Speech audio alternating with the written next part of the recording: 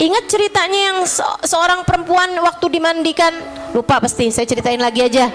Ada Hubabah Maryam tuh dulu pernah cerita, ada seorang perempuan lagi dimandikan senyum-senyum. Lagi dimandikan jenazahnya, jadi meninggal. Ada seorang perempuan meninggal dunia. Waktu lagi dimandikan, ya sama perempuan juga dong ya. Lagi pas dimandikan nih senyum bahkan tertawa. Tertawanya tuh kayak tertawa seneng, bukan nyeremin. Bukan tertawa yang gitu, enggak gitu. Ketawanya tuh kayak ketawa seneng tapi nggak nyangka gitu, ketawa geli gitu kayak gitu. Dia pun kaget, namanya orang mandiin gitu kan, tahu-tahu senyum kan kaget. Tapi dia adalah orang yang kuat hati. Jadi begitu kaget nggak kabur. Dia malah bilang begini, aqsamtu 'ala Allah illa an tukhbiruni lima dhahikt. Dia bilang, saya minta kepada Allah, kamu harus kasih tahu saya kenapa kamu ketawa. Oh, kalau kita mah takut ya. Diminta sama Allah, kamu harus kasih tahu saya kenapa kamu tertawa. Pengen dapat pelajarannya nih. Jadi perempuan soleha nih kan, yang mandiin jenazah ini. Malamnya beneran dimimpiin, mimpiin orang tadi itu. Dia bilang, kamu tadi saya mandiin, kamu ketawa kenapa? Dalam mimpinya dia nanya. Dia bilang, iya, ternyata waktu saya dimandikan itu diajukan kepada saya amal perbuatan saya waktu hidup di dunia. Jadi kita nih mau tahu kita nih perempuan soleha apa enggak, amal perbuatan kita diterima apa enggak, atau malah dosa-dosa kita yang membuat Allah murka. Itu udah ketahuan dari sejak kamu meninggal dunia, teman-teman. Awal meninggal tuh kita dimandikan tuh, atau bahkan dari sebelum itu udah diajukan, teman-teman, udah dikasih tahu kamu nih sebenarnya orang kayak gimana. Makanya saya pernah bilang bahwa kita nih hidup nih kayak kaset zaman dulu. Ngalamin nggak? Itu teman-teman dari luar suka nggak kelihatan. Nih dangdut, apa jazz, apa ceramah, gitu kan? Nggak kelihatan nih kaset nih isinya apa. Baru ketahuan kalau dimasukin ke kotaknya, ke tip itu loh, ya kan ya? Dimasukin ke tipnya, nyalain, jeder, baru ketahuan tuh. Sama kita juga. Kita nih nggak ketahuan nih nilai kita nih sampai dipencet tombol kematian buat kita, langsung ketahuan semuanya siapa kita. Apalagi kalau udah kita masuk kotak kita, namanya kotak kubur kita, langsung ketahuan nilainya masing-masing. Saudara sekalian saya muliakan. Jadi dia bilang, wah alhamdulillah Allah rahmati saya, Allah sayangi saya, Allah ridhoi saya. Diterimalah amal kebaikan-kebaikan saya yang nomor satunya menjadi penyebab Allah merahmati dan menyayangi saya adalah sedekah saya kepada seekor anak keledai. Gara-garanya, jadi gini, dia tiap pagi dia punya sarapan selalu diparuh dua sama dia. Nasi dibagi dua, dia tinggal sendirian sebatang kara. Dia nggak punya anak, dia nggak punya suami gitu kan. Dia hidup sebatang kara. Wallahu a'lam apa dia udah pernah nikah dulunya habis itu cerai atau gimana. Yang pasti dia hidupnya sebatang kara. Nah itu dia tiap pagi tuh masak sarapan, sama dia diparuh dua gitu. Sepiring buat dia, sepiring lagi, satu lagi gitu kan.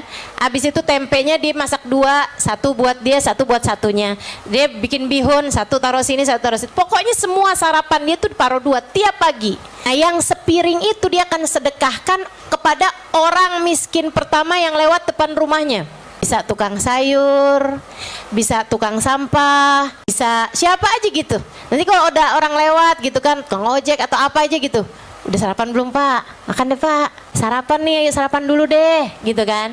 Selalu aja begitu. Hari itu dia bilang, saya nggak ketemu orang. Bingung aja nih sarapan, saya masuk lagi ke dalam, keluar lagi nggak ada orang lewat, maksudnya nggak ada orang yang kelihatannya nggak mampu lewat depan rumah saya. Dia bilang habis lama saya tungguin, saya lihat seekor anak keledai sedang mencari-cari makanan di tempat sampah. Saya pikir, yalah nggak ketemu orang, keledai bolehlah. Ya Allah, sedekah loh ini tetap ya Allah, gitu. Walaupun binatang, dia kan juga hambamu ya Allah, terimalah ini ya Allah. Gitu, dia sedekah. Dia bilang, dai sini dai. Nah keledai kan, keledai. Dia bilang makan dulu nih daripada kau makan dari sampah nih, yang ini aja bersih nih. Keledai itu pun makan dengan lahap, habis tuh sepiring. Udah, habis itu dia bilang, saya pun lupa itu kejadian itu udah kejadian udah lama berapa tahun yang lalu. Dia bilang ketika Allah mengajukan daftar ibadah saya. Jadi orang tuh gini nih Bu nih. Kita nih hidup nih kayak sama Allah dikasih 2 pintu, 2 ruangan. Namanya ada pintu amal soleh, ada pintu dosa. Ada pintu pahala, ada pintu dosa. Setiap kali kita ngerjain kebaikan tuh kayak nabung di pintu kebaikan, pintu pahala. Tiap kali kita ngerjain dosa tuh kayak lagi naruh pintu yang dosa tadi itu. Tapi dari 2 pintu itu Allah hanya akan berikan kepada kamu salah satu dari 2 kuncinya. Yang diterima sama Allah cuman salah satunya. Imma khairan. Ada yang diterima kebaikannya. Dengan dia diterima kebaikannya tersebut, kayak Allah lagi ngasih, nih kuncinya, silahkan saya terima nih yang kebaikan, gitu kan? Itu nanti yang dosa-dosa menjadi terhapuskan dengan kebaikan-kebaikan yang kamu lakukan. Kata Allah, innal hasanat yudhibnas sayyiat. Sungguhnya kebaikan-kebaikan akan menghapuskan dosa-dosa. Tolak dosa-dosanya, diterima pahala-pahalanya. Ada juga yang sebaliknya, yang ditolak justru kebaikannya, yang diterima justru dosanya. Jadi sama Allah diterima dosanya, ditolak semua kebaikannya, sama Allah dikasih, nih pintu dosa-dosa kamu.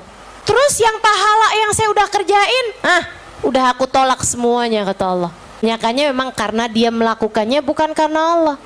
Sedekah hanya biar namanya bagus, jadi nggak ada nilai pahalanya gitu.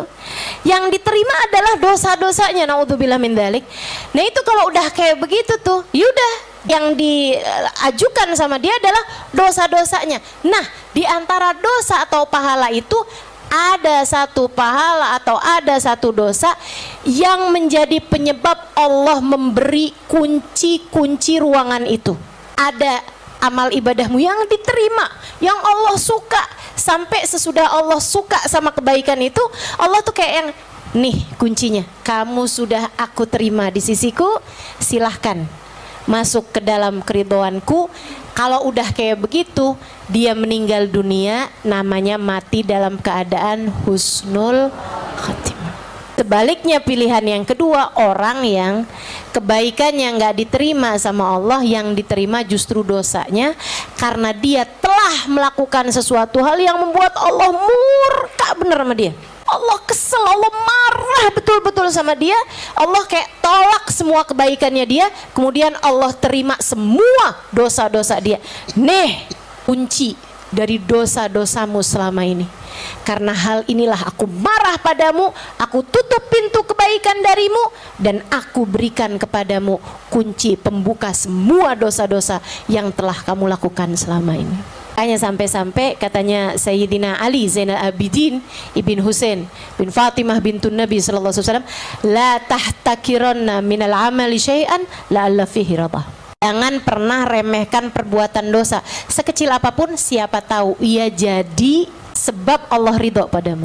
Jangan remehkan dosa sekecil apapun, siapa tahu gara-gara dosa tersebut Allah murka padamu, kemudian Allah pun menutup pintu kebaikan darimu.